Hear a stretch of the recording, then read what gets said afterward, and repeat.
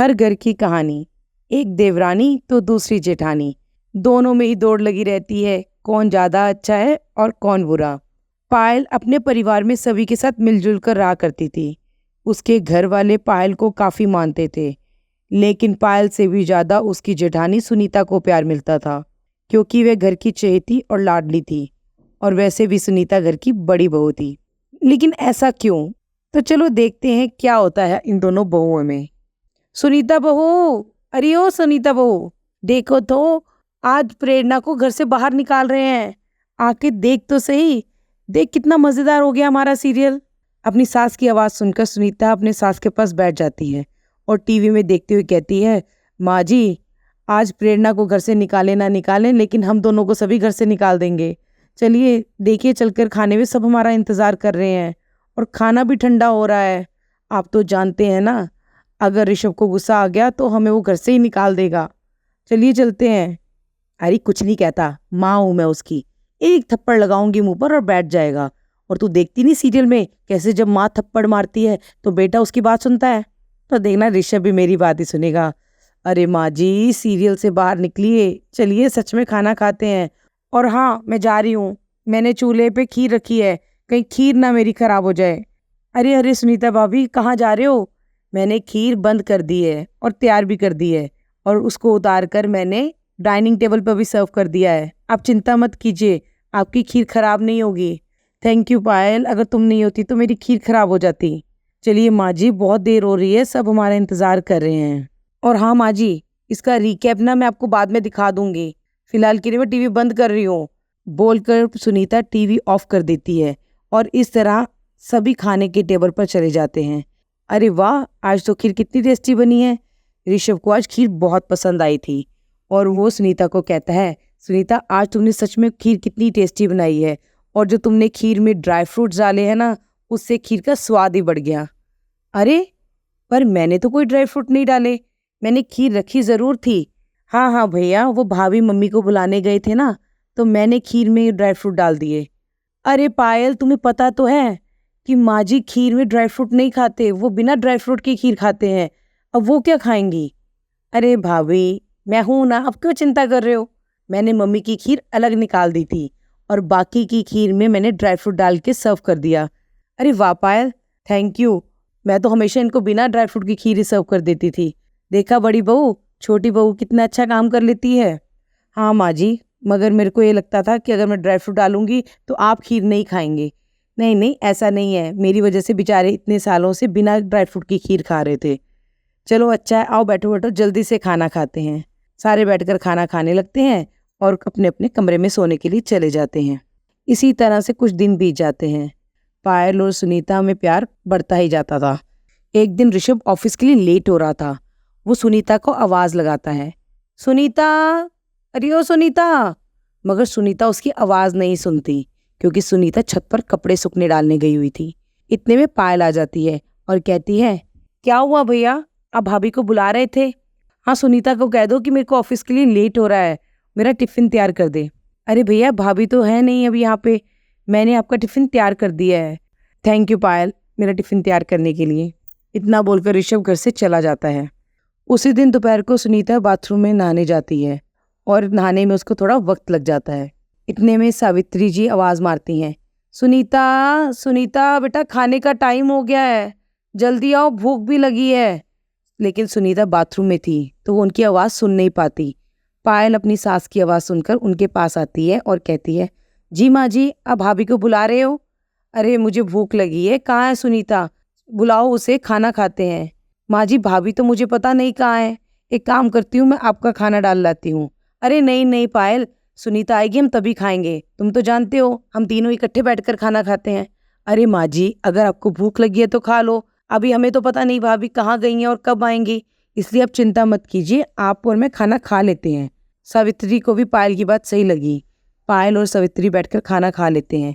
इतने में सुनीता भी नहा कर आती है और जब वो आती है तो दोनों को खाना खाते हुए देखती है और पूछती है, अरे माँ जी, आज जल्दी खाना खा रहे हो? मैंने तो कितनी आवाज़ मारी तुम्हें, पता नहीं तुम कहाँ गई थी, क्या तुम्हें नहीं पता खाने का टाइम हो रहा है? माँ जी, मैं तो नहाने गई थी और पायल को बोल के गई थी। अरे भाभी, झूठ क्यों बोल रहे हो? मेरे को कब आपने बताया कि आप नहाने जा रहे हो? मैं तो बर्तन धो रही थी। हाँ, जब तुम बर्तन धो रही थे मैं तुम्हें बोल के तो गई थी कि मैं नहाने जा रही हूँ। भाभी मुझे नहीं पता, आपने मुझे नहीं बताया। पायल तुम झूठ क्यों बोल रही हो? मैं कहाँ झूठ बोल रही हूँ भाभी, हो सकता है तुमने सुना ना हो। इतने में दोनों बहुओं की बातें सुनकर सविता बोल पड़ती है।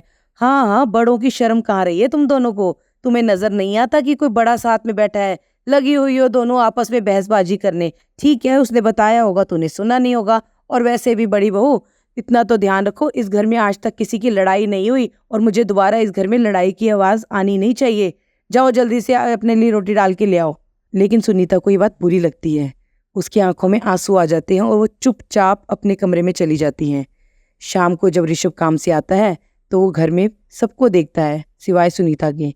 तो वो अपनी माँ से पूछता है, माँ सुनीता कहाँ गई? होगी अंदर, किसी ना किसी फोन पे बात कर रही होगी। आजकल उसका अपने घर में दिमाग कहाँ है? हर टाइम लोगों के झगड़ों में ही पड़ी रहती है, लगी होगी किसी से बात करने। अरे माँ, आप ऐसा क्यों कह रही हो? चलो मैं जाकर देखता हूँ। ऋषभ कमरे में जाता है तो देखता है सुनीता एक कोने में उदास होकर बैठी हुई है। तो ऋषभ पूछता है, क्या हुआ? सुनीता ने कहा, मैं क्या करूं, मैं जब घर में कुछ करने लगती हूँ तो सब कहते हैं कि हर टाइम तेरा दिमाग बाहर लोगों की लड़ाइयों में रहता है, तेरे को घर में ध्यान नहीं। मैं क्या करूं सबके साथ बैठकर? अरे ऐसी कोई बात नहीं है, कभी कभी किसी ना किसी की बात का बुरा लग जाता है। वो हर टाइम तुम्हारे लिए कोई अवेलेबल नहीं रहेगा। परिवार है, कभी छोटी मोटी बातें होती रहती हैं। चलो चलकर सबके साथ बैठो। ऋषभ की बात मानकर सुनीता चुपचाप जाकर सबके साथ बैठ जाती है। इसी तरह से कुछ दिन बीत गए। हर दिन कुछ ना कुछ ऐसा होता रहा कि पायल सुनीता को दूसरों की नज़रों में गिराती रही। लेकिन ऋषभ को ये बात समझ नहीं आई थी कि ऐसा क्या हो गया जो घर वाले सुनीता को इतना मानते थे, इतना प्यार करते थे, आज वो उसके खिलाफ होते जा रहे हैं। ऋषभ ने भी इस पायल पर नज़र रखनी शुरू कर दी।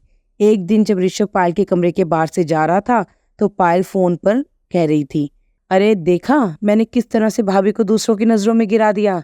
बस अब देखते जाओ, थोड़ा ही टाइम है, फिर तो सब धक्के मारकर ही भाभी को घर से निकालेंगे। पूरे घर पे मेरा ही राज होगा। देखते जाओ, बस मेरा ही नाम चलेगा इस घर में। इतने में ऋषभ पायल के पीछे जाके खड़ा हो जाता है। पायल बात करके जैसे मुड़ती है और देखती है कि ऋषभ पीछे खड़ा है तो घबरा जाती है। तो ऋषभ से कहती है, भैया आप यहाँ? तो ऋषभ भी कहता है, क्यों पायल, तुम किससे बात कर रही थी? किसको नजरों में गिराने की बात कर रही थी? सुनीता को, जो इस घर का दिल है, उसकी वजह से इस घर में प्यार बना हुआ है। अरे भैया, मैं ऐसा क्यों कहूंगी, और मैं भाभी को दूसरों की नजरों में क्यों गिराऊंगी? मुझे नहीं पता, मगर तुमने जो फोन पे अभी बात की मैं वो सब सुन चुका हूँ। सच सच बताओ क्या बात है, क्योंकि तुम ये नहीं समझ रही।